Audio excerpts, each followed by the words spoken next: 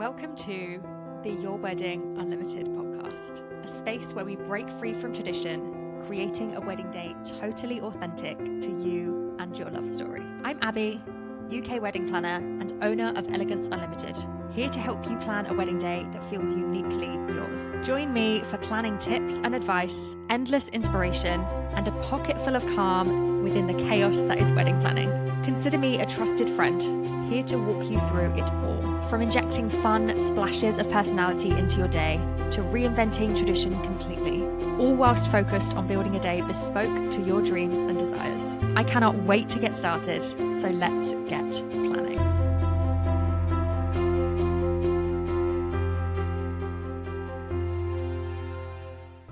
Hello, welcome back to another episode of the Your Wedding Unlimited podcast, and today it's a good one. We have got another guest on the podcast today. I am so excited for you to listen to this episode. Honestly, I just remember how much fun I had last time when I recorded my first guest episode with Maisie from MRC Dance, and it was just the most fun, and I've wanted to have more guests on the podcast since then. Honestly, before then, since then, every day I want more guests on the podcast. It's purely a timing thing for me. It takes more time to record and plan and logistics and stuff. We've had the puppy. It's been a lot. I'm now ready. We've got a guest on the podcast. So today we have Ellis on from Weddings with Ellis. She is a celebrant. So we are talking all about celebrant-led weddings. And oh my gosh, she is just the loveliest human being ever. We had such a nice time having a chat. I'm so excited for you to listen to it. And yeah, we talked everything ceremonies, celebrant-led ceremonies, talking about the differences between registrar-led and celebrant-led and all the other things. We talked about making your ceremony personal. We just talked about so much stuff. The amount of stuff we can fit into like an hour and a half long episode is truly wild, but I'm really excited for you to listen to it. So this is my little mini intro. I'm not going to ramble for too long because I know how much you guys loved the last guest episode, so we're going to get straight on into it. Before we do, as always, if you are enjoying the podcast, please make sure you follow, subscribe, leave a review, all the good things. I just love doing this so much. So the more feedback and love and sharing and all of the stuff, listens that you can give it, the more I'm able to do it for you because it gives me more time and boosts me in all the podcast places. So thank you so much. We will get straight on into things. I hope you enjoy. And yeah, it's a good one. Amazing. So welcome to the podcast, Ellis. Thank you so much for joining me. I'm really excited to have you on today. Well, thank you for having me. I've been an avid follower for a little while. So when we connected and this opportunity came arise, I thought, absolutely, let's have a natter. Yeah, I remember you messaging me actually. I think you messaged me first and I was looking through your page and I was like, yeah, we have to have a chat. It's going to be so much fun. I was like, she's my vibe. We can talk. We'll talk for ages. I mean, literally blowing wedding tradition out the water. I just gravitate to those people that are like, yeah, let's do things differently. Yeah, and it's 100% what I wanted this podcast to be, was to just be having conversations with people that wanted to do things differently. And you know, the wedding industry is an amazing space, but it's different and you can do so much with it. So I really wanted to make sure that I was finding my little tribe of people that could build the kind of weddings and clients that I wanted to be able to build as well. So yeah, I'm grateful to have you on the podcast. Thank you very much for joining. No, thank you. For those that don't know, I mean, they probably will have seen the title of the episode by now. We are talking about celebrants. So you are a wedding celebrant. So I will give you a couple of minutes just to give us a little intro on you, what you do, and kind of a background on your business and how you got into everything. It'd be really good. Okay, cool. I'll go straight in then. So I'm Ellis. I run Weddings with Ellis. And yeah, I'm an accredited wedding celebrant. So I trained with Humanist UK, who are a great celebrant training network. And yeah, I took the plunge a couple of years ago and I've never looked back. So my experience, actually, I've worked in marketing and communications kind of for over 10 years now, but in the food and beverage sector. So not really talking about love, but talking about food and drink and beer and wine. A little bit different. All good stuff to sell, which has been really good. And then more recently, kind of fine tuning and working in events and internal communication. So actually flexing my skills in that communication and storytelling is a lot of that part of my job, which lends itself well to being a celebrant.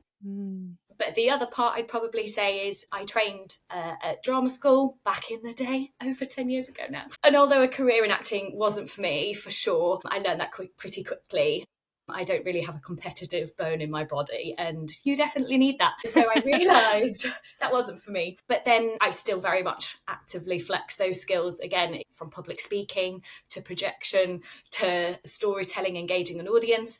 So actually merging the skill sets kind of over the years, teamed with the joy I have for love and my belief in that we should celebrate love in all its forms, and normalise going big with it, and celebrating the little things and the big things.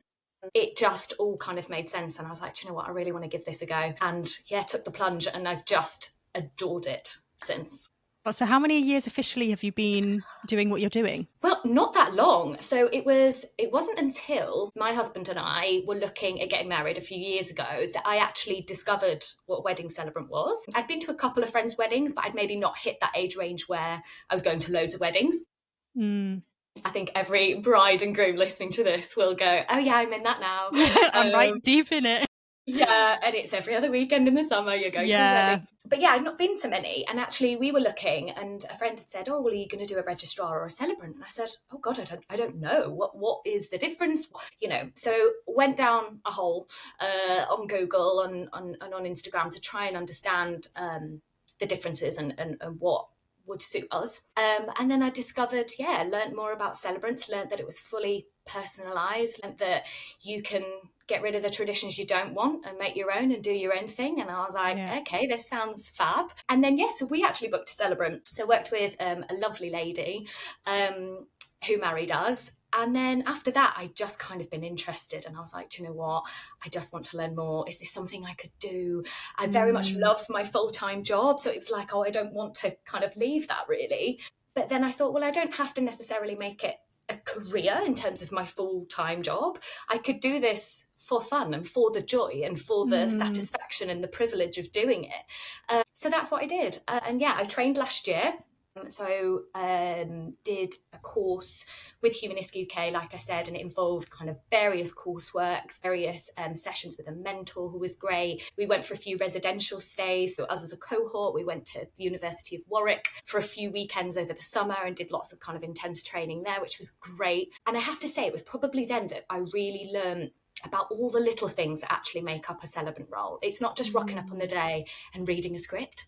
It's all about love and storytelling and personalisation and the things you can do, which is endless, but how to do it in a way that feels right and that, the couple still are full focus on that day. You're not taking away from that, but you're selling who they are and you're celebrating who they are in the best way for them and their guests. And it was great experience. And so this year has been my first year of getting out and doing weddings. I love that. You wouldn't know it. You act like you're kind of in the best way possible. Like you're like, yeah, this is my thing. Like this is what I was meant to do. And I find it so interesting that so many people come into this industry with never any intention that they were going to do that initially. I mean, I was the same. I did a degree in TV production and I was like, oh, this is fun. Like I like organizing stuff, but TV wasn't where I wanted to go. I was like, I like organizing things, but it's not quite scratching that itch. And then weddings was like, oh my God, that's it. Like I can be organized and I can have the fun and the love and the creativity. And I think the love and all of the fun stuff is what draws people to it. And being a celebrant, I think, is such a fun role. Like I just see every celebrant I see has such a fun time doing it. You never see anyone sad being a celebrant, do you? It is the best. And I say I think I've got the best job in the world because not only do I get to be at loads of lovely weddings and actually be part of that ceremony, but it's all the planning and getting to know the couple. And I'm nosy. I am a nosy gal. So I like to know how people met, what they first thought of each other, where they went on their date, the good juicy bits. And that's part of my job. And I can get away with that now. I can get away with asking the questions because I'm trying to tell me everything. Everything. Getting to just chat and have a gossip as part of your job is just the best thing ever, isn't it? 100%. I used to get told off for that in corporate jobs and other things, and you're like, no, now I get to just talk and chat to people for a living. Absolutely, I get to do that, and I get to and it's with it been about love, and actually it's really interesting working with couples who there's been a couple so far that have come to me and said, oh, we don't have an exciting story, or I'm not overly romantic. And I always make sure to reassure them that it doesn't matter. Every love story is unique and wonderful, whether you've been together 2 years, whether you've been together, 10 years, whether you've got a family, whether you don't, whatever. There's always nuggets of gorgeousness in everybody's love story because love is at the center of it. And actually, once you start looking through that lens, and it's really nice to take them on that journey and actually get them to reflect and remind themselves of how they first met and the things that, those values and the important things that bind them together as a couple. It's a really nice process to go on myself, but also to see them go through. Yeah, getting to walk through that process with them. And I think that's it, isn't it? Because I think in so much of the things I talk about, on social media or when I'm talking to couples, is this idea of the pressure you feel on, you have to do things a certain way, and you'll see people doing things like this and you think that's so amazing, my day's never going to be like that. And I think it's such a beautiful thing to be able to do what you do and remind people like, no, actually your story's amazing, you're just so used to it, so of course it doesn't feel exciting and brand new all the time, but your story is so one of a kind and so perfect, and that's how you create a personalized wedding day. Absolutely. And you know what, it's those little nuggets of gorgeousness that's in every couple's love story that the guests find so interesting to listen to on the day. It's that they'll come out of the ceremony saying, oh, I didn't know that about you, I didn't know that's when you met, or I didn't know you went there and experienced this, or in the Bahamas, or whatever. Yeah, because you don't always talk about it, do you? You just think, oh, this is the person I'm seeing now, and time flies like it does, and then suddenly you're getting invited to the wedding and you think, oh, I don't really know that much about their story together and the origins of it. Yeah, of course. So actually bringing that to life and taking them back on that journey together to then land, where they're at on their wedding day on the day it's magical. Oh, that's so lovely. So lovely. And like I say, it's such a perfect way to break tradition and do things a bit more your way. Can you break down for me like the basics? If you were going to explain to someone what a celebrant is and what the kind of key differences are between that and a registrar, what the kind of traditional way is, what would you be telling people? So I'd start by saying a celebrant is someone that will create and lead everything to do with your wedding ceremony on the day. So not to be confused with a planner. Like yourself, I think that's the thing as well. Sometimes people go, oh, okay, and then can you plan this? Can you do this as well? Although I'm happy to advise, that is not my expertise. So I would, at that point, obviously suggest someone like yourself to come in. But anything that sits within that ceremony part of the day would sit with a wedding celebrant. And I often describe wedding celebrants as a professional love storyteller, a hype person, because they bring the vibes on the day, regardless of their approach and their vibes, because we're all different. Some are more lighthearted, some are more humorous, some are a little bit more romantic and formal. There's a celebrant for everybody. But it's all of that rolled into one. And it's, I always say it's such a privilege for me to be at the top of the aisle with you. And I want you to feel fully comfortable with me so that when you see me on that day, which, you're looking at your partner, but in that space, it's just the three of us often. I want you to feel 100% comfortable. So always taking the time to get to know them as a couple, sharing stuff that I see that might be, inspirational for them or that they might want to look into, meeting them face to face and not just rushing through, the logistics of the ceremony, but actually asking how their weekend was, what are they doing, watching how they communicate as a couple, because that instructs so much of how I then go and craft the ceremony. Sorry, I've gone on no, tangent away. I do it all the time. I'm like, what was I originally talking about? Don't get me started. I was saying, oh yes, and then the key kind of differences, because that's a question that I do get asked often. So I'd say there are 4 main differences. So the first one would be personalisation. So with a registrar, they have to follow quite a set legal ceremony script that's often quite short and has quite limited ability to flex, to add those personal touches, essentially. Whereas with a celebrant script, everything is up for grabs. So personalisation from entrances to exits to songs to a cartwheeling down the aisle to your dog coming in, whatever. So full personalisation there. And another thing, number 2, would probably be venue freedom. So with a celebrant-led ceremony, you can have it on a beach, in a barn, on the farm, in a forest, in your nan's garden, wherever is sentimental or that you just fancy the aesthetic, essentially. Whatever, we can go wherever.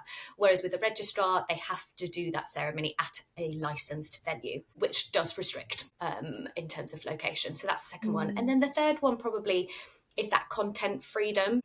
Everything that sits within that ceremony, you can fully personalize with a celebrant. You can keep the traditions that you really like, that you've always dreamed of, you know, walking down the aisle with your dad, you know, arm in arm, if that's your thing. But you can also scrap that and go, do you know what? No, we're going to walk in together because that feels like us.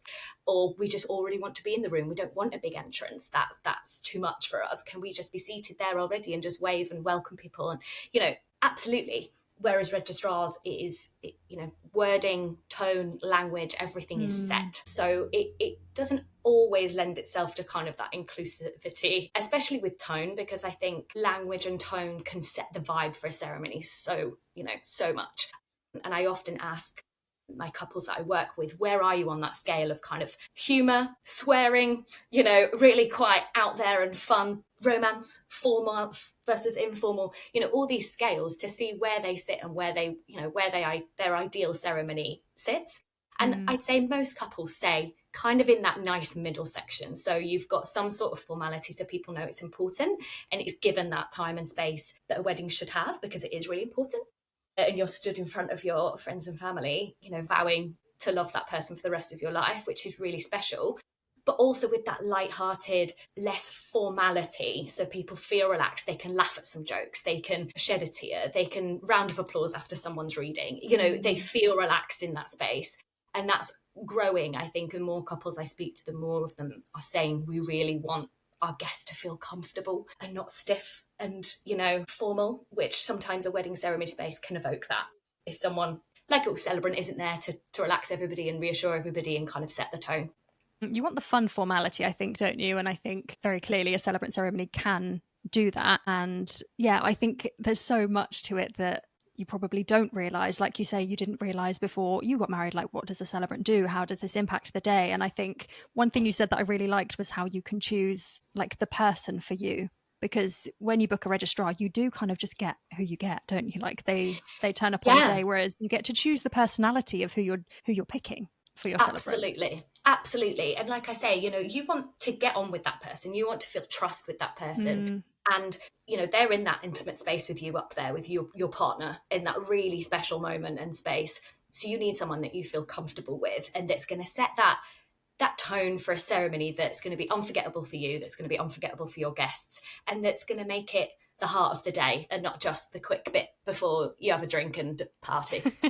But this is what people are coming for, isn't it? I think. And people can forget that because there's so much anxiety there and tension. They just think we just want to get it over with. Like we want to get married and then we just want to have fun and party. But I think, like you say, more and more people are wanting to make this something that is more comfortable for them. And yeah, you 100% should feel comfortable in that moment. A celebrant is on the list of people that I always say you really, really, really need to get on with these people. Like your photographer being another one of them, because you're with them a lot of the time. Like you're with them for these big moments. You need to make sure that when they're in your bubble, that you're happy with them being there. Like that they're making it a better space and they're not making you feel like you're not on time, you're rushing, you're, you know, not acting as you should be. Like you need to make sure that it's a comfortable space. I just love a celebrant ceremony. I do. I've got a real soft spot.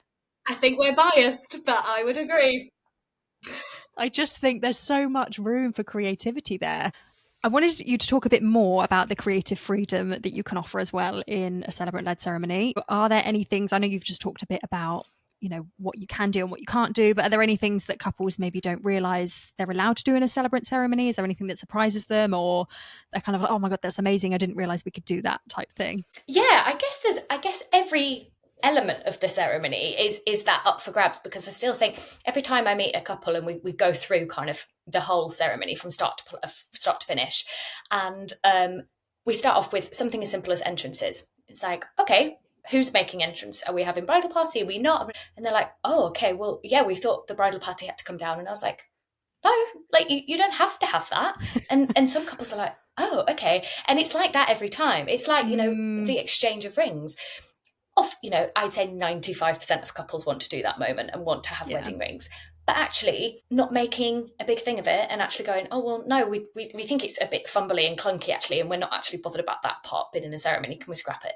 Yeah. So I think it's more just anything can be challenged, from the little things to, you know, doing things completely differently. So I was at a wedding last weekend that was such fun. It was such good vibes.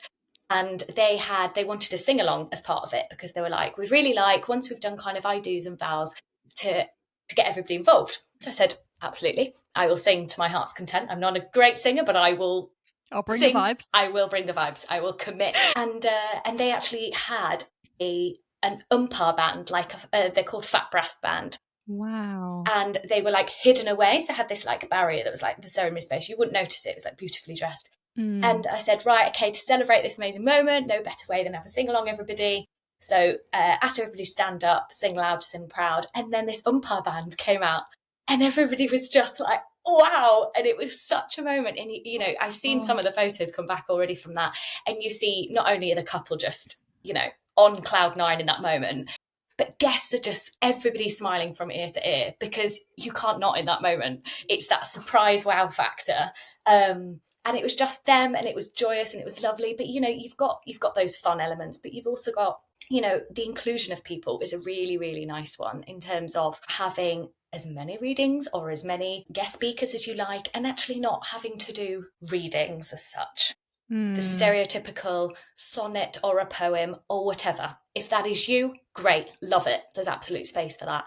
Do you have a favourite movie that you watch all the time? And there's a beautiful moment in it. You always have a little, you know, cheeky kiss of that moment or squeeze each other's hands when you're watching it because it feels you. Let's read that. You know, it's endless. And it's just, like I say, I keep bringing it back, and I know that you do too, in everything that you believe about just feeling right for that couple and not thinking, oh, well, I've heard I have to do that. No, you don't. Yeah, you don't at all. have to's. It's so frustrating to listen to. I get it. Like, obviously, because people coming in planning their wedding, they've not done it before. They're like, well, what are we supposed to do? We'll just do as we're told. But it's our job, isn't it, to tell them what they're able to do. Like, we're not just supposed to say, yep, you have to do this, you have to do that. Well, like, apart from the legal side of things, if you want to be legally married, you can do anything else. Like you say, you don't have to do that on the day. Like, so many people do it another day. They have the celebrant ceremony and you can literally do whatever you want. Like you say, read your favorite movie, sing your favorite song. Like, and that's just like the wow factor for the day. I talk about that as well. I'm like, what's going to bring the thing for the day that your guests are going to be like, oh my God, didn't see that coming.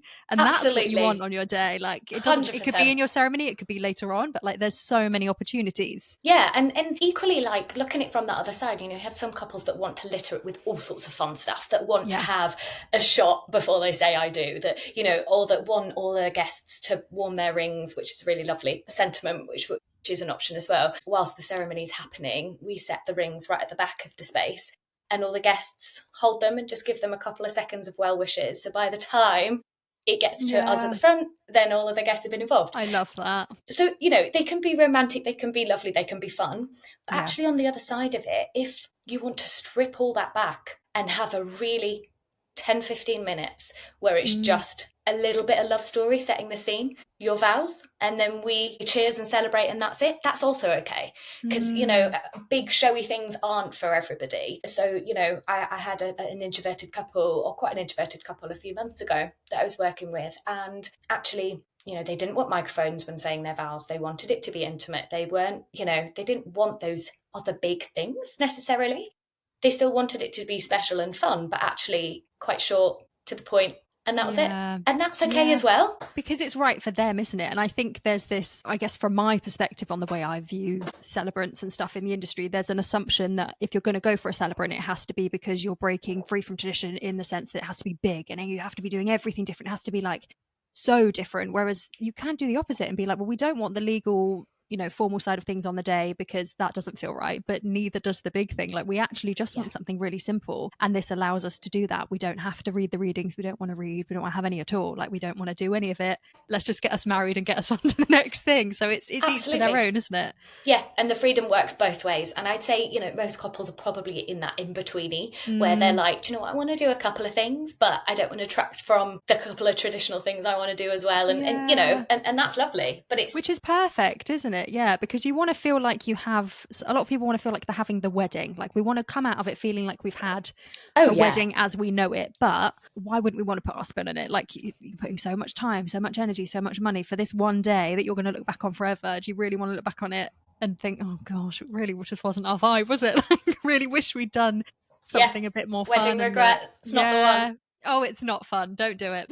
No, 100%. So I think that's a really nice way to do it. And I guess hopefully anyone listening to this episode will realize, oh, we really actually can do anything. And I think that's the fun of it. And when you're choosing a celebrant that you want to work with, that feels right for you, I guess you can guide them through that process and help them pick out the right things for them. Yeah, absolutely. And I think, I don't want to speak on behalf of every celebrant in the country, but I think most of those that have, trained and invested their time and really done the work and figured out what kind of celebrant they are, will be able to give you those ideas and ideas and inspiration. So I never turn up to a meeting with a couple and say, so what do you want to do then? Because, they're not going to know potentially. Like you say, they've not done it before most of the time, 99% of the time. So it should be the celebrant's job, or I see it that way, that actually it's for me to go, okay, you've got this idea or this idea or this idea. What feels right? Does this okay, we want to tweak it because it feels a little bit,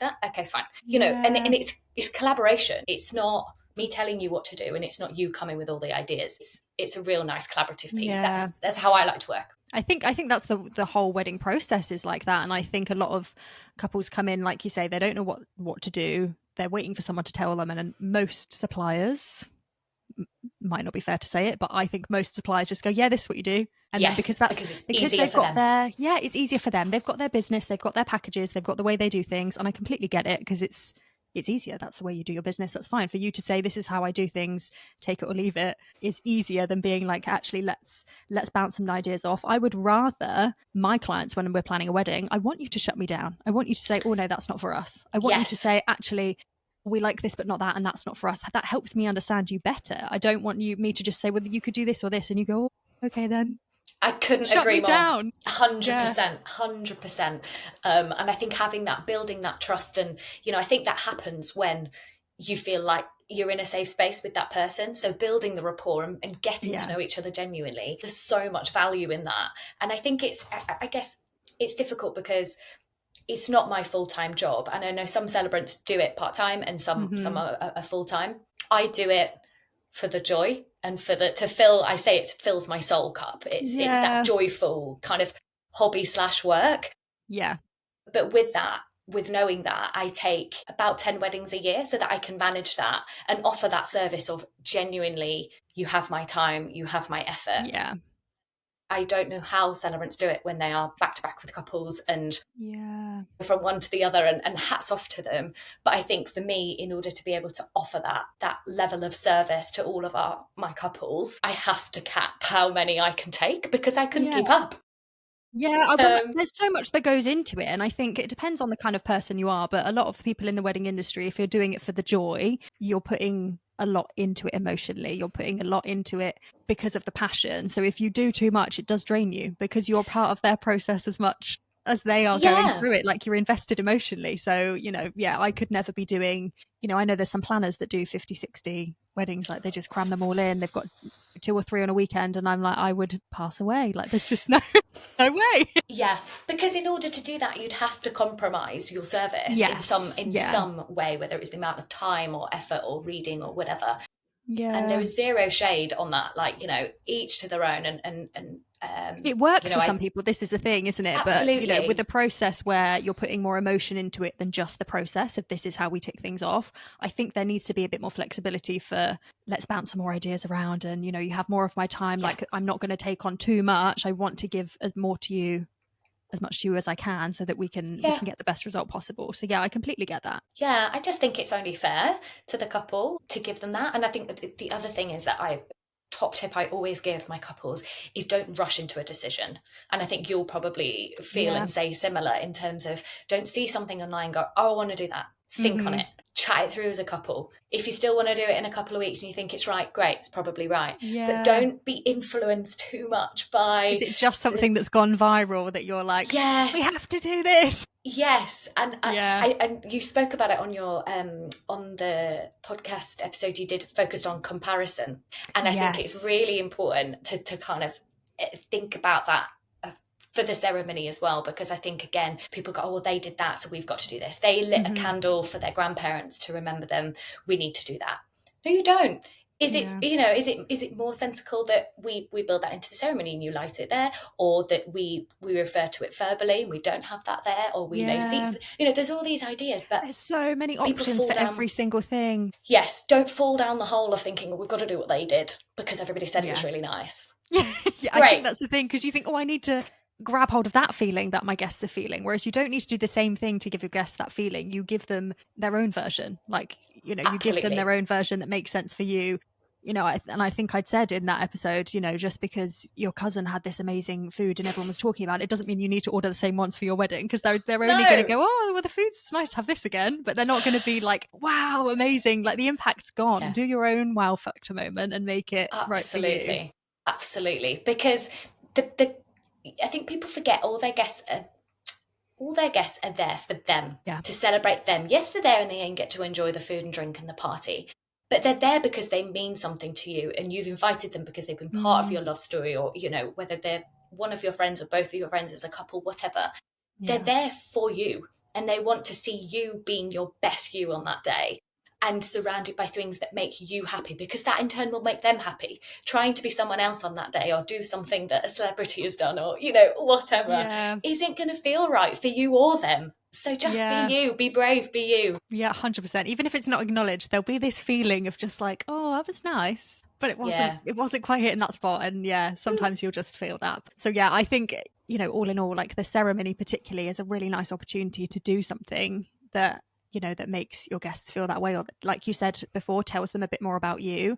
So, you know, I think you are making it that heart of the day, aren't you? And I think more people are wanting to have this bigger or more intimate ceremony, would you say, rather than the kind of formality and we're ticking things off. They're making the ceremony like the focus, and everything else, like maybe the party's a bit less important to them than the ceremony. Yeah, I mean, I think all the elements of the day, you know, they all mean different to different people. You know, to some people, having the perfect wedding cake that they've always dreamed of in their favourite sponge and icing really matters. Someone else couldn't care, and they've ordered Krispy Kreme donuts in, and everybody will just have a donut.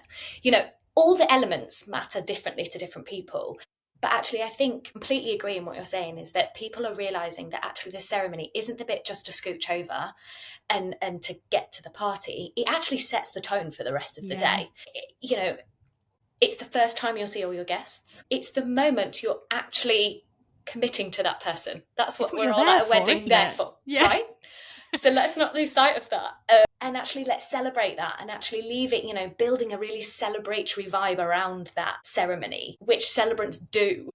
Like I said earlier, we're hype people. We're there for you. We will sing the song loudly to make sure everybody joins in. We'll tell everybody to sing louder. We'll announce you, and we'll applause and we'll cheer to set the tone, because it matters. And then, like, you know, you go straight into that, into your drinks reception, and everybody's just on a buzz and on a high. Yeah. And that stays then and only grows and grows. Yeah.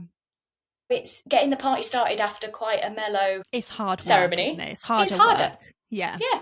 Yeah. Definitely. If you're setting the vibe from the tone of the day, I think, you know, whoever's wedding you're going to, however well you know them or whatever your relationship is with them, you're always going thinking, well, we don't really know what's going to happen today. Like, we don't really know what's going on, unless you're part of that really intimate bridal party where, you know, maybe you know the color scheme and you know a few things going on. You're not going to know everything. So you're going in, that your guests are coming in blind, and this is your opportunity to set the tone for them and tell them, right, this is how it's going to go down. Okay. This is what we expect from you today. If you come in and you're like, hey, and the vibes are low and it's not kind of, you know, they'll follow suit. They'll be like, okay, sure. But if you come in and you've got the live music and you've got this you've got your celebrant that's like bringing the vibes and everything's like, oh, this is fun, we'll do that, cool. People join in, even if they are the most calm, chill people stand in the back of the room, you will still get something from them. Absolutely. And it actually, as much as I say we are the hype people, which we are, but we can also be, I say this loosely, the bad guy, in terms of managing the expectations throughout that ceremony. So, you know, whenever I meet with a couple and we're working on their ceremony,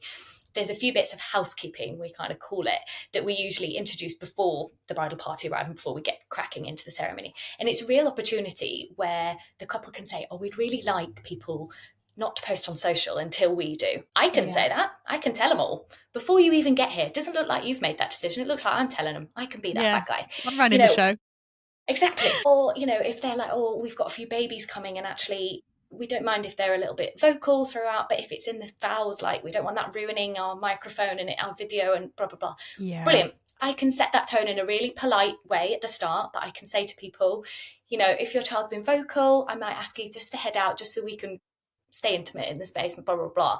But I can take that on. You know, a registrar won't, or can't do that. So it's a really teeny thing, but actually it can be quite helpful, especially with couples that are like, oh, I don't know how to, bring this up, or I don't know how to tell guests blah, not blah, blah. confrontation, especially not on your wedding day. Yeah. I'm like, yeah, I can do that. I can tell them to not film this and put cameras in your face and all of that stuff, because it matters. Yeah, even if you've got the sign, where it says we're having like an unplugged ceremony, people ignore that. They don't care. They're like, oh, that's nice. And then you'll still get someone with their phone out that's going to ruin your pictures as you get your first kiss. You're like, put it away. I won't allow it. Abby, I won't allow it. Not. I'll be like, everybody get down, sit down. Yeah, 100%. Yeah. No one's saying I do until the phones are away.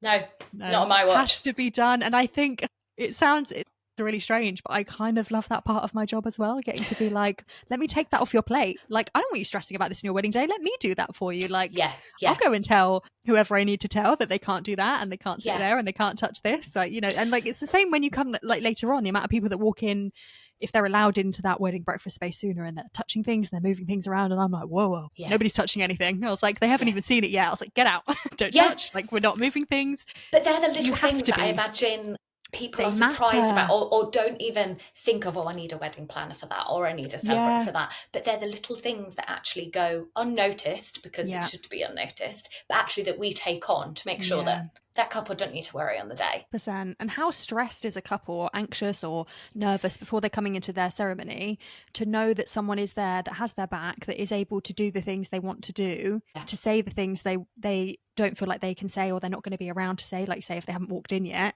to have you on their side, to be able to say, I've got this, I will make sure it happens, and I will make sure you get the ceremony you want and deserve, is so huge. Yeah, absolutely. And the difference, kind of, I'm sure you'll agree, of kind of, I personally, whenever I rock up to a wedding, it's the first thing is, where's the event planner? Right, we need to coordinate.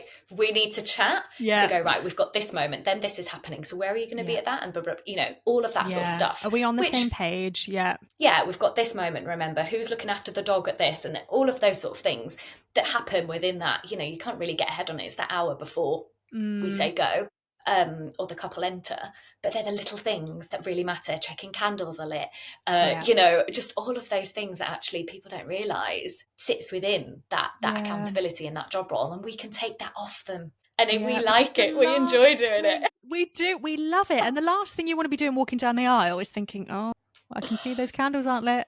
And then that's all you can think about. Of course you will. Of course you will. Like, some people won't. You'll be too wrapped up. But there will be something that you'll notice and you'll think, oh, they're not supposed to be sat there. Or that's not supposed to be here. Or, this isn't. And if you can have someone knowing that this is going to be sorted for you, the invisible things are being sorted for you, that no one else, your guests aren't going to care, but you are going to care as a couple. And that's what matters. Absolutely. That's what's most important. So, we do those jobs. We do that, and we make sure that it goes the way you want it to go. Yeah. We're doing God's work, honestly. We are. We love it.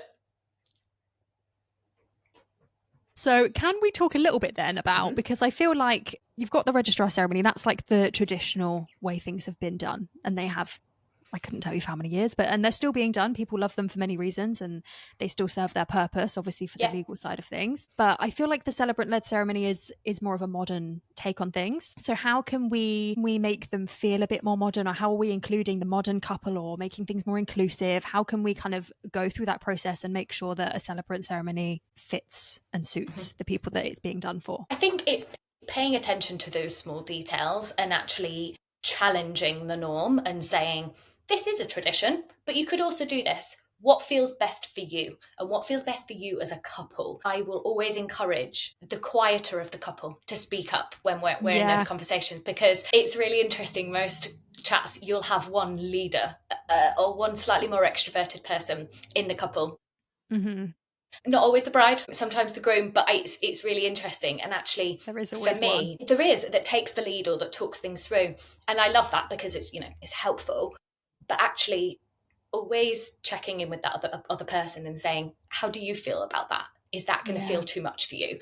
Or are you going to be comfortable on that side? Or would you prefer your best man to be, whatever we're discussing, but challenging the norm and making sure it feels right for them. And I think what goes hand in hand with that as well is challenging family and friends who might be really forthcoming with their opinions. And,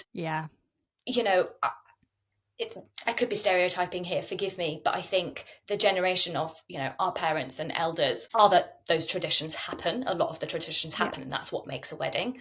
Some couples, I think, find it quite difficult to push up against that, and I can completely understand why. I think whether it be cultural, whether it be tradition, whether it, just be, well, this is how it's always been done, why would you do differently, and almost frowned upon for doing differently. I won't encourage couples just to go against something for the sake of going against something. I think it's about broaching the topic, understanding from them, okay, well, who is this going to impact? Is this really important to your mother? Is this really important to your grandma? Whatever. And trying to go, okay, well, you don't want to do it. They really want you to do it. Where's maybe that compromise in the middle? Because equally, I don't want to make a couple, feel like they have to either do yes or no. And actually pushing back to a full degree might be quite uncomfortable. It could be, okay, well, my mum wants to walk me down the aisle, but it's not something that I feel comfortable with, and it's not what I imagined. And okay, how can we include her in another way where she feels special? Could she and your dad walk out together after you leave as a couple? There's so many ways that we can make people feel important and make people feel a part of it that isn't necessarily what they suggest. Yes. And we can, for me, I want to empower my couples to be able to have those conversations and push back where needed, but in a way that isn't going to cause, upset on either side, because I'm not here to break up families. It's not part of the job description. Absolutely not. But I'm on the couple side and I'm in their corner. So they're always my best interest. But it would be ignorant for me to say, well, we'll just tell her no. But it's not as easy as that. I think it's very easy to sit there and say, well, you can do whatever you want to do, just do what you want to do. And I'm guilty of saying that a lot. But then, when it comes to working with my couples, I'm never just saying, well, just tell them to go away. Tell them I'm not doing that. It will be like, okay, well, how are we going to move through that? Like, yes, you can have that initial reaction of being like, oh no, get lost, we're not doing that. But like you say, let's work our way through that. And the last thing you want is to then go through a wedding day feeling like you've damaged relationships that you then have to deal with once the wedding day is over. So let's find a way to keep everyone happy. Absolutely. Because it's supposed to be a day full of love, people. Okay, so let's just. Families are difficult. They are, but it's usually well-intentioned. And I would, I say that to them, if somebody's feeling a certain, oh, my dad's just coming at me about this and he doesn't get it. No, he might not, because he's from a different time, or he's, when he got married, things were very different.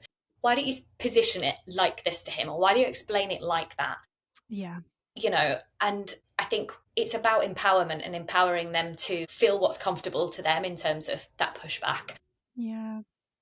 It is, and you have to tread it lightly. But, like you say, I think it's trying to understand it from both perspectives. And I think we have an interesting job on our hands as wedding suppliers that are trying to walk our couples through that.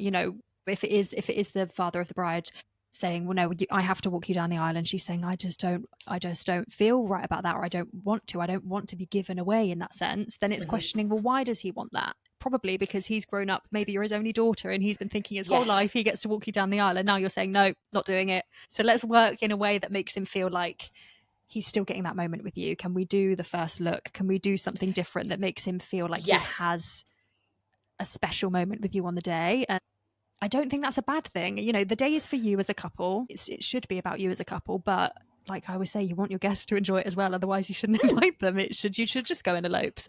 Yeah, absolutely. It's a really interesting one, because actually I find once things are reframed to that person, a father, a mother, a sister, or whatever, reframed and said, oh, well, actually, we're not thinking of doing that because that doesn't quite feel right, but we'd love you to be a part of this because we think you'd be a great reader, or we think you'd be great to lead this section.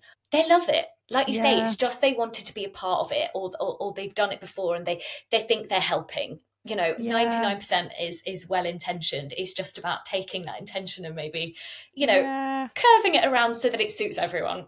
Yeah, we're not going to do that, but you're just trying to make it feel softer for them. I think it's funny, isn't it? Because I always feel like you have to remember these are still people with human emotions, and you have to try and reframe it. Let's make it fun and exciting for them in the way that you would for like kids having a tantrum. You have to be like, let's chat to mum and dad that are kicking off, and let's make it fun in a different way. It's that same premise, isn't it? Of just being like, listen, you're not going to get your way, but let's make it feel like you are in a different way, so that I can still have the day that I've dreamed of. And I think that's the most important thing. If the couple's happy and all relationships are sound and intact, totally, that's a win, isn't it? Yeah. And do you know what? It's a funny question that I have on my ceremony planning form when I'm working with a couple is about relationships, and is there anything I need to know in advance? Do we have a little bit of a difficult relationship with mum? Do we have an auntie that's a little bit estranged? And whatever that is. And not, I said earlier, I'm nosy, not because I'm nosy,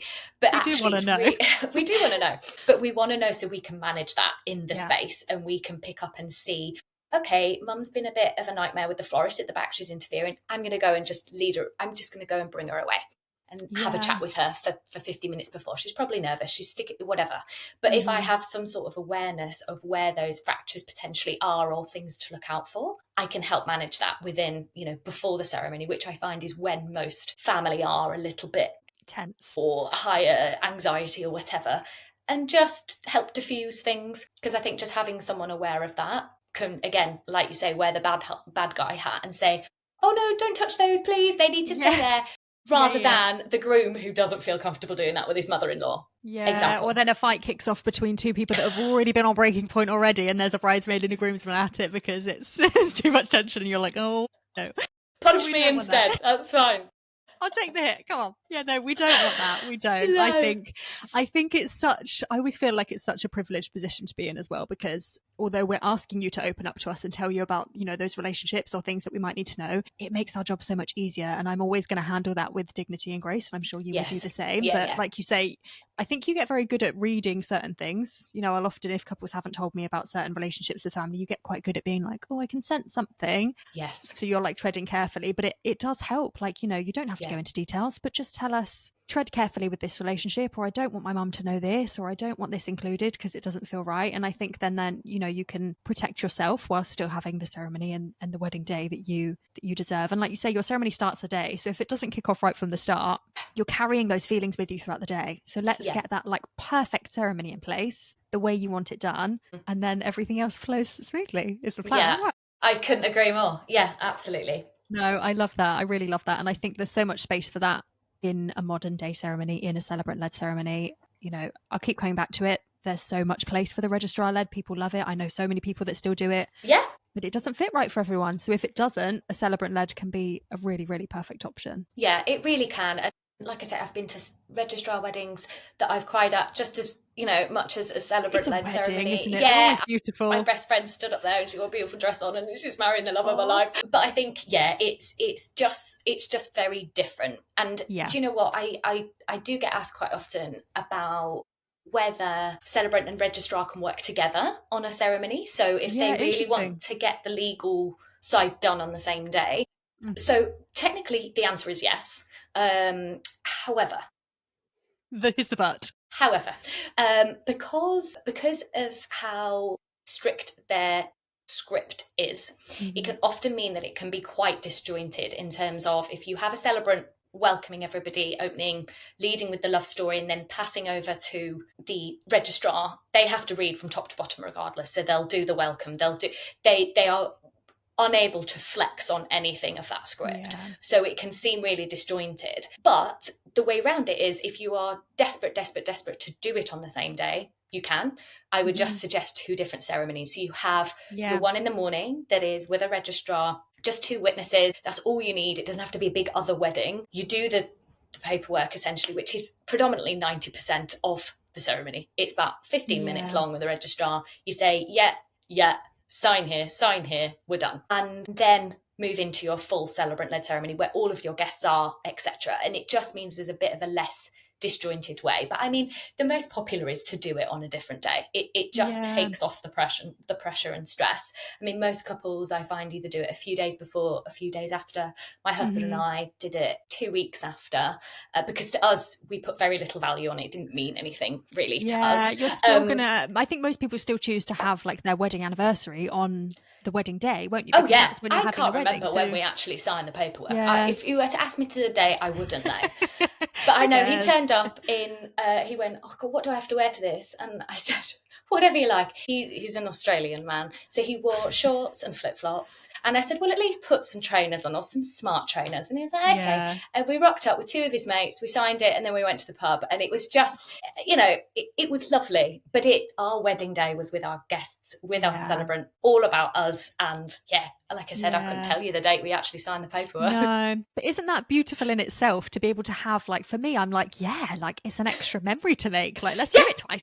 It's like, it's a different way you get to experience both, I guess, in that sense. Yeah. But yeah, it's, there's just so much freedom in a celebrant led. So I completely get why it's becoming so popular and why people love it so much and why celebrants love doing it. Like I said, they just, the passion that goes into it is so much fun. And I love watching them at work. I love watching them in the like you say, I cry at every wedding, whether I know you or not. I'll be there like, oh, look at this, so in love, and it's so lovely. But when it's a celebrant led, there's like, it's like there's extra magic because you're finding out more about the couple, and I just think it's so much more intimate and more personal. Yeah, and I just think, you know, before you say I do, for me to talk about your journey. And you know, from the start, and we talk about big milestones, small milestones, how you share love, how you show love to each other, you know, all your vision for the future, and then to land at that real, you know, moment of the ceremony, which is, you know, I do, and we pronounce you. It's just great. You know, you've just said I do after hearing, you know, a reminder of your love story. It's beautiful. It's the same way you write any good story, isn't it? That's why they call it, like you say, that storytelling. We're telling your love story. We're telling your guests all about you as a couple. And then afterwards you get to go and party the day away and do all this other fun stuff. But I think getting to hear that story and that journey for a lot of people that might not have heard it in a long time or really don't know, like, so they might know the story, but missing a few small details on the day, they're like, that's a lovely addition that I didn't really know. And I just love it. I love it. There'll always be little nuggets. And that's the thing. It's not always about the big things. You know, I talk about all the trips they've made maybe, or, you know, romantic trips to Paris and the proposal I'll always try and weave in.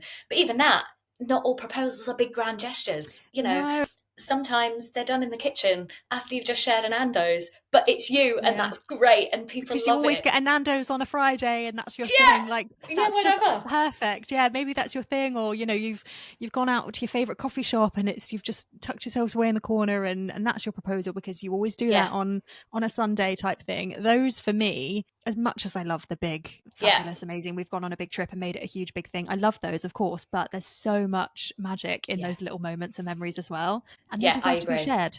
100%. And guests love it. Guests absolutely love it. You see them talking to each other, like whispering to each other, I didn't know that. And doing an or you know, laughing and it's nice.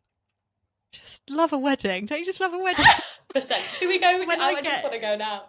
Let's go find one. We'll go crash a wedding somewhere. I just, as soon as 100%. I like to get talking about weddings like this with another supplier, with anyone, it just gets me in my feels. I'm just sat here like, I just need to be at one right now. I just need to see it. It's, I love it. I love it. It's special because it's special. There's not many other events now that exist in people's lives. They say about weddings and funerals and don't want to bring the tone down, but there's very little events now that get all of your family and friends together in one place. You're talking your wedding and your funeral, and you're only really alive for one of those. Yeah, you only get to experience one. But you know, let's cling on to that and let's not, you know, lose that as a society, because it's so important to come together and celebrate love, because there's what's more powerful. There isn't anything. Love is what we're all here for, and the nicest things. You know, let's not lose sight of that and celebrate it. Let's do it. I think there's so much now on the, like, weddings are getting a bit of a reputation for like, they're too expensive and you don't need to do all these big things. You don't need to do that. And I think I'm always like, but you're getting the wrong idea, because you don't know, you don't need to do it that way. Like, you can have this, you know, you can invest in your celebrant, you could invest in your venue or your photographer, whatever means the most to you, and build your memories and moments out of that. It doesn't need to cost a lot. You could be doing, you know, McDonald's. Have you not seen those people that did like McDonald's for their wedding breakfast meal, because they're like, we just eat McDonald's all the time, so everyone's just getting a Mackie D's? And I was like, brilliant. Perfect. Like, it's 100%. It makes sense, right? You don't need to go all out with this Michelin star 7-course meal if it's not you. Yeah, and the amount of times that people feel, well, that's not us. You know, it's almost like gone are the days where people turn up and they want to be a princess for the day. If you do, great. And if you want to feel that. But gone are the days where I think people feel that formality of, I'm walking down the aisle and I'm pretending to be something. Be you. Be you, walk into your partner, Dave, who's at the end, have a kiss before you do I do, make each other feel comfortable. That's fine. Be you, laugh with your friends. Don't Yeah. pretend to be a bride and groom, whatever you think that is, Because you're because exhausted by the end of the day anyway. You don't want to feel totally, tired by the end of the ceremony thinking, gosh, can I take this mask off yet? Because I don't feel like myself. that's It's exactly the just, word. Yeah. yeah, it's not the vibe, guys. Come on. No. Okay, so can you, like, we've talked obviously about the freedom and the, what a celebrant does and all of those things. Can you walk us through a little bit what your process looks like when you're working with a new couple?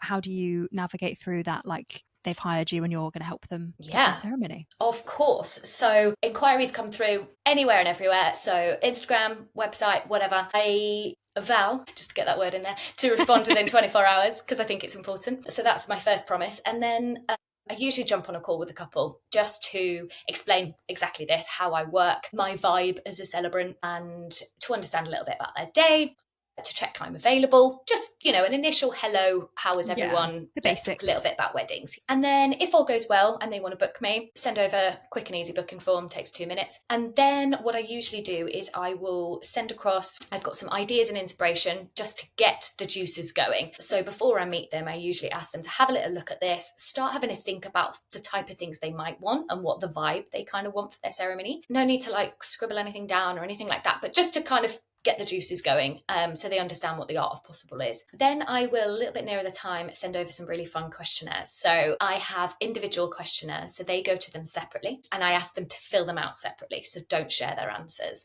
Reason being is because the good stuff comes out when they don't know the other one's going to read it, and the other one never does read it. I don't openly share the other one. That never really happens.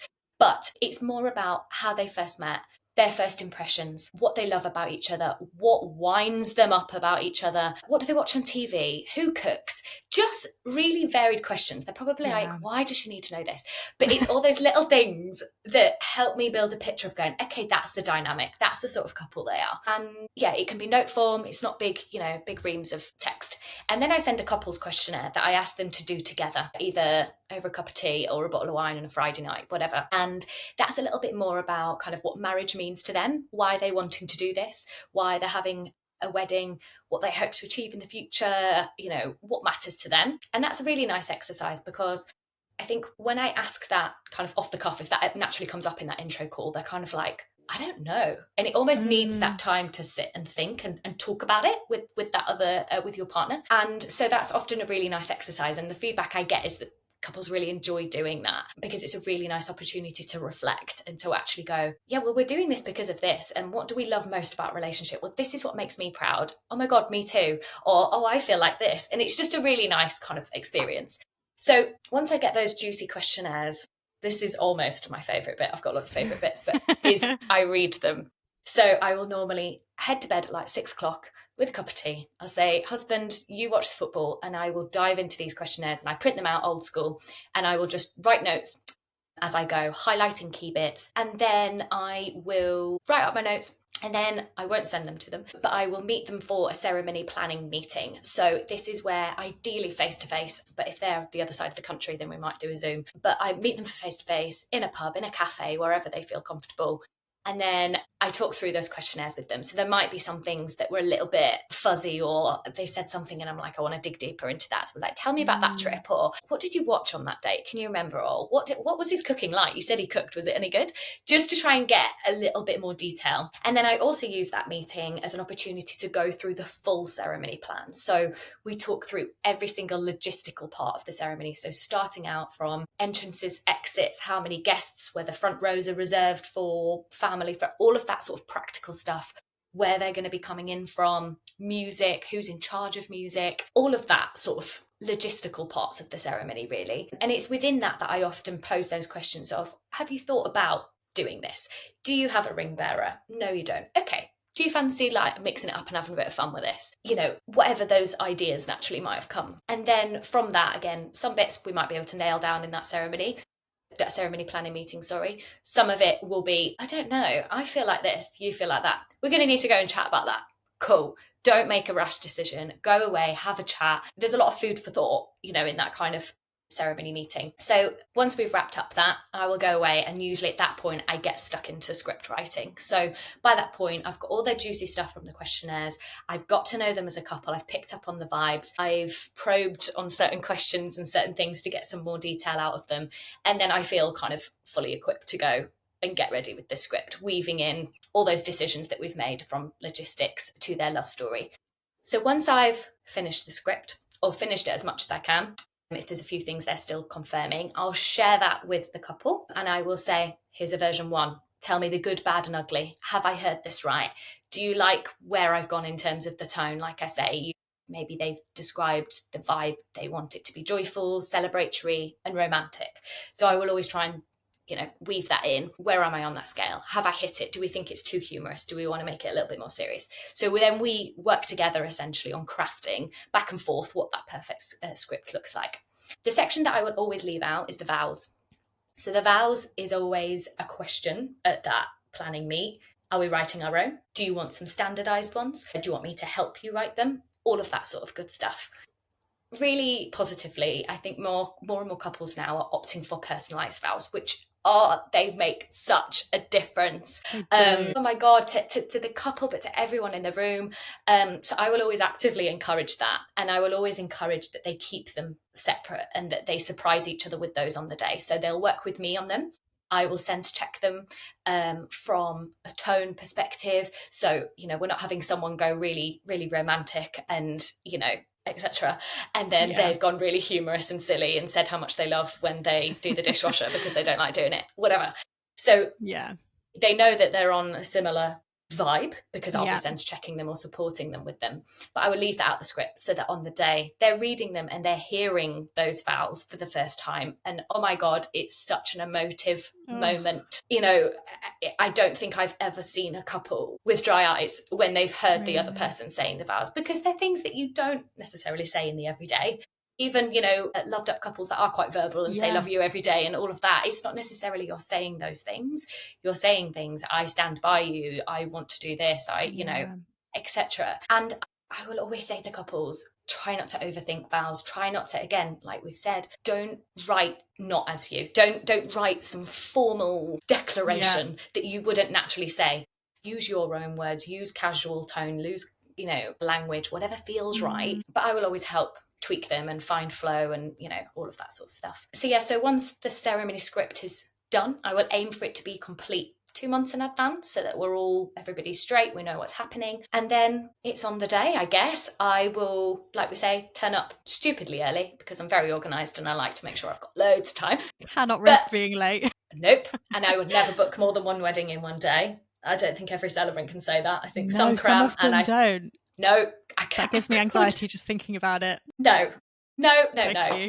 One a day is enough. I will arrive probably about an hour and a half early. I will go and scan the room, check it as we've discussed, speak to suppliers, tell photographer, right, I'm going to be stood here. They're going to have this moment. Therefore, you need to be ready to be looking at that person at that, all of that sort of good stuff.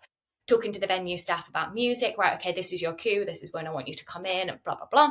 I will calm the groom. Not that, to be fair, I think grooms are getting, and again, this might be stereotyped, but a little bit more confident, a little bit more chill. Do you think? Yeah, I don't know. I think it's interesting because it does definitely, the space and who's around them. If they've got their mates around them, I think they're much calmer. It's when you see them on their own, potentially, or just kind of a bit, They're like, oh, here we go. Yeah. Yeah, but if they're still having a chat with their mates, then I'm like, okay, you seem pretty cool. But yeah, talk to him, make sure, or her, make sure they're feeling happy. And then often I don't see the bride until they walk down the aisle because they're getting ready off site or they're busy.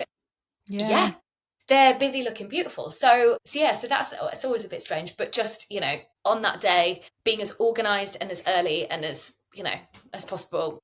And then performing the script as best I can and celebrating with all the vibes. So that's in a nutshell. I've really not given that in a nutshell. I apologise. No, that's a lot of detail. That's so helpful for anyone listening, though, because like you say, I think anyone that comes to listen to this episode is looking for like, why should I choose a celebrant ceremony? And how is that going to be different, from me how just calling up the registry office and saying I need to book someone for this day and them turning up. There's so much back and forth with working with someone like you. like you say, you're getting to know them. You're saying, is this okay? Let's try again. Draft 1, draft 2. I think that's so much more meaningful. Yes, it's more work, but most things that require more work, like they say, are worth doing. Yeah. If you want a day that feels that way, and it's not hard work, is it? Like you say, you're making it fun. You're doing the hard work. You're making it fun for them. Yeah. And they get you to just just give have me some the date stuff nights. and exactly. And it's, some couples, you'll know this yourself, the couples you work with, some are really conversational and they're WhatsApping you ideas. Yeah. And I have one bride at the moment who I absolutely adore. I can't wait to marry them, and not till next year. But she is an Instagram voice noter and I love it. And she will send me, I've just seen this. What do you think? Because blah, blah, blah, blah. And then I'm more than happy to, when I'm on, an evening walk or whatever, I'll voice note back like, yes, I like it, but have you thought? Because da, da, da, da. And she'll go, oh, yes. And so she's all about, she loves communication. Whereas I've got some brides and grooms who are much less than that. We interact over email, and they respond, they go, yeah, fine, happy, and there's much less. But it's for me to flex. It is what the couple wants. I will not be overpowering if you do not want that. Yeah. I think it's really important to be like that. I say to my couples, even when we have our initial consultation, I'm like, the way that we communicate is up to you. Obviously, like I have certain boundaries in place. Like I'm not here 24/7, but like if you want to send me a message, like, it's a separate work phone. Like you're not going to bother me. Like send it at 2 a.m. if you're stressing. Like I will get back to you, but probably not at 2 a.m. If you need to voice note it and get it out, send it over. And like, or if you just want to send an email and you want to keep things tracked in your emails with tabs, we'll do that. It's all good. Like being able to flex and work with them, I think helps them to feel calmer and more confident throughout that whole process as well. And it's important because there's nothing, planning a wedding is stressful, however big or small you go, because there's a lot of excitement, absolutely, but there's a lot of second guessing, there's a lot of organization. And if you're not naturally like that, keeping on top of, it and managing all suppliers and guests, and it can be so overwhelming, even for the most organized of brides and grooms and whatever. But if you've got a supplier or suppliers that understand that and take the time to understand and ask that question, like you say at the start, how do you want to communicate? Are you WhatsApper? Are you an email? How often shall I contact you? We'll meet at this point. Is that enough time for you? We normally plan 6 months in advance, but I can do earlier. And flexing to understand them, because a little goes a long way. And I think couples really, really value that. And I think it's part of our job to do it well. Is to understand that. It makes a difference. That's why they're bringing us on board, because they think, well, I need support and you can be the one to do it. So we need to do it in a way that serves them. And it doesn't make sense to, to just be like, well, this is how I do it, take it or leave it. Again, it works for some people, doesn't it? But it's not the way I'm ever going to do things. No. They're just not my kind of people. That's okay. Absolutely. The right people find you, don't they? And I think I've been very lucky to find couples that, are always my kind of people. They're all very different, but we can get along and we vibe in that sense. And I would never take on someone that I didn't feel like we were gelling in that way. That's why those conversations are so important. What makes sense for you? I don't want to keep sending you WhatsApps if you're sat at the other end of the phone thinking, God, leave me alone. 100%. Yeah. 100%. Yeah. Let's just get clear on things, shall we? Yeah, and I think it's so interesting you say about the vibe fit, because when I was training with the other celebrants that I was on the wedding training course with, we were all so different.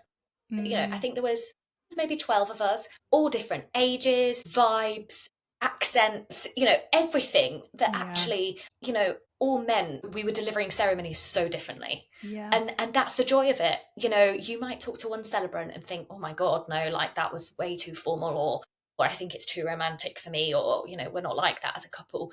Don't dismiss all of celebrants, because there will be someone out there that is your vibe, and vice versa. If you meet someone and think it's too light, it's too comical, I want something a little bit more serious, or you'll get that vibe. Just take the time of booking in a quick video call, 10-15 minutes, doesn't have to be a whole hour, and just find someone that feels right for you. I think it's important. And I think it probably sounds counterintuitive to feel like, oh, we're just choosing someone based on, maybe what they look like or how they feel like, but I think there's a certain element of it that's going to feel right for you. Like maybe we want someone younger that's more our age to marry us. Maybe we don't want, you don't get this choice with a registrar ceremony. You get to choose someone that maybe is a bit older, that maybe feels like a warm hug from your nan marrying you, instead of like someone that's bringing the party vibes. Like it sounds strange to be choosing the person, but you should be choosing the person, because this is the person that's going to be marrying you. So 100%. it's so important. Yeah, and it's funny because the celebrant we went with was a little bit older. I remember we dialed in with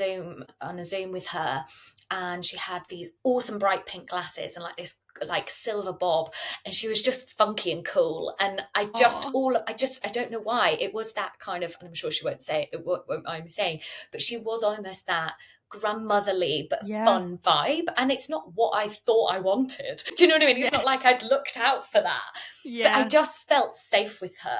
Yeah. And it's I always say, kind of, I'm not trying to be your bestie up there. That's way too big of a privilege. You've got your Yeah. besties there, but if I can be some sort of big sister vibe, so you feel safe with me, and you feel like you can communicate with me, and we get each other, then that's great. Yeah. That's That's my kind of enough, isn't vibe. it? Yeah. Yeah, but you don't know until you chat to them. So yeah, No. take the time, research, look at socials, all of that good stuff, because Yeah. it matters getting the right person. Yeah, 100%. And that's why you should be kind of looking around for things a little bit, isn't it? But it's important. And I think, it gives you so much freedom in that. But I know that with that, some people will still be hesitant. So do you have like a top tip or something you would say to people that are kind of hesitant to break free from tradition and go for celebrant led? Or is there something that you would kind of recommend? I think I would say be brave, but be you. Don't make a decision that you think you should. Think about it genuinely.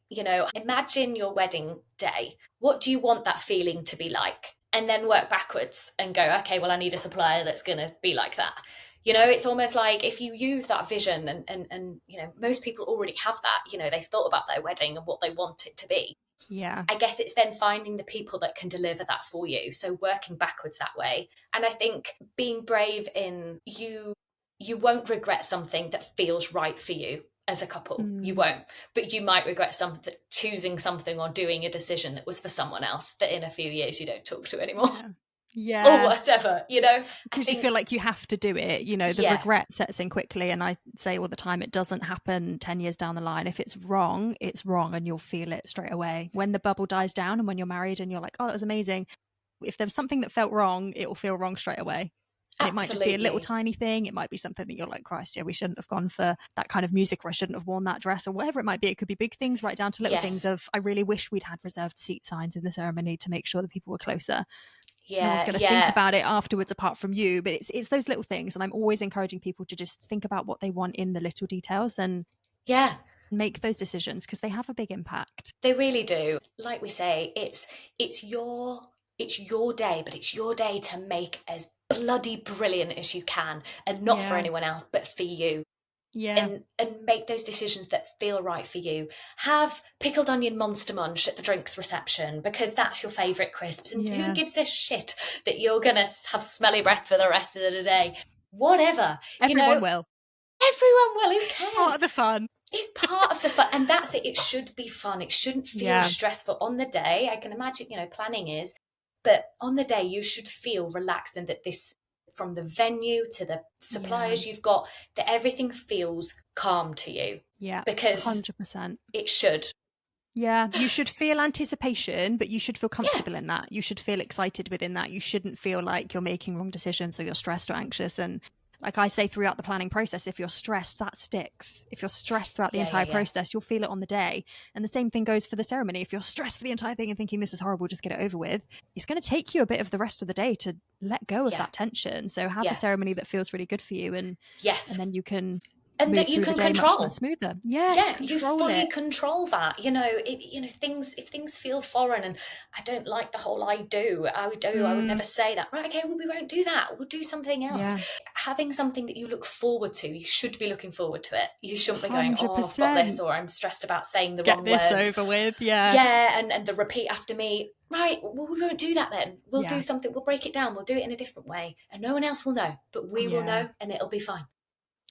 I love that. I love that so much. So, and you mentioned earlier about the band with the kind of sing along, which I love, by the way. But is that one of your favorite memories, or do you have another favorite memory of like a couple where they've done something so different where you're like, oh, I'm never, ever, ever going to forget that? That was a good one. It was. We might have topped that already. I know. We have had dogs involved, because I know now Can't go wrong. Everybody has a dog.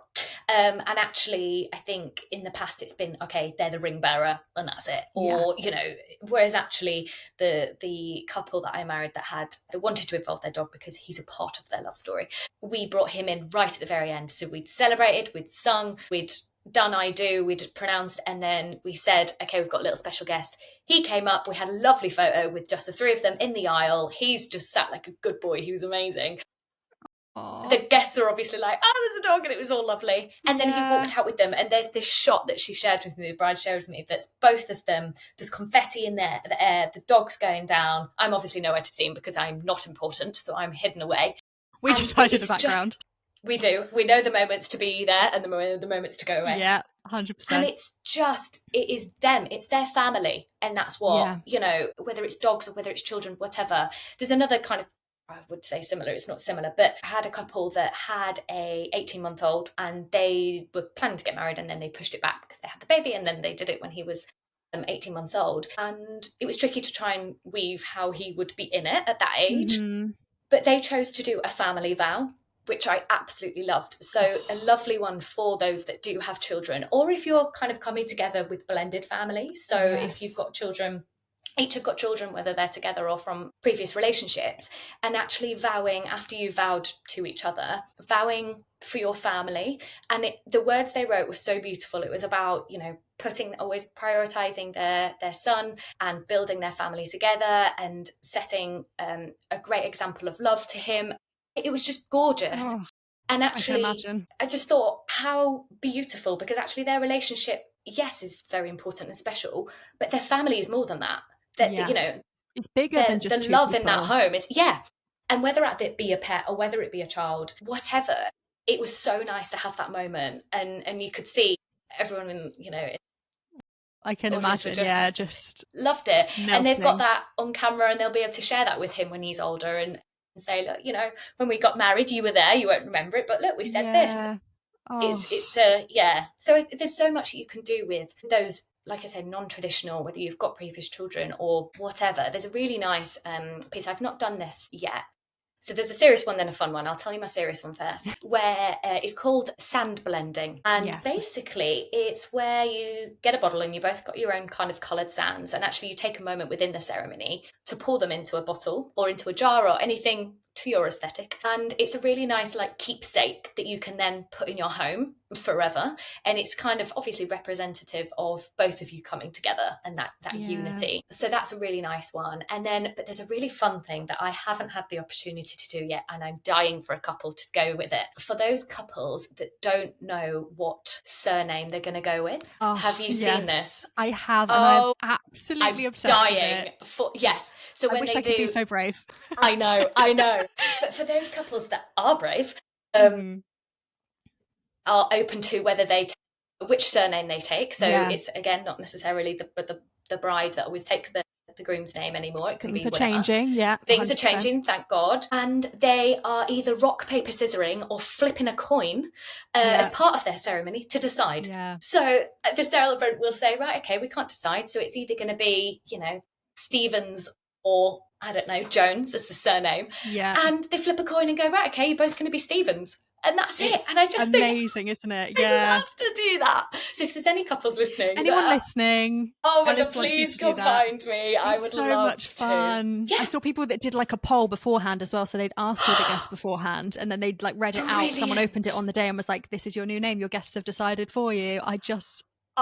see, this how is good is thing. that? It's Make so it your own. Fun. You won't get that at any other formal traditional wedding day. No. You just won't. No.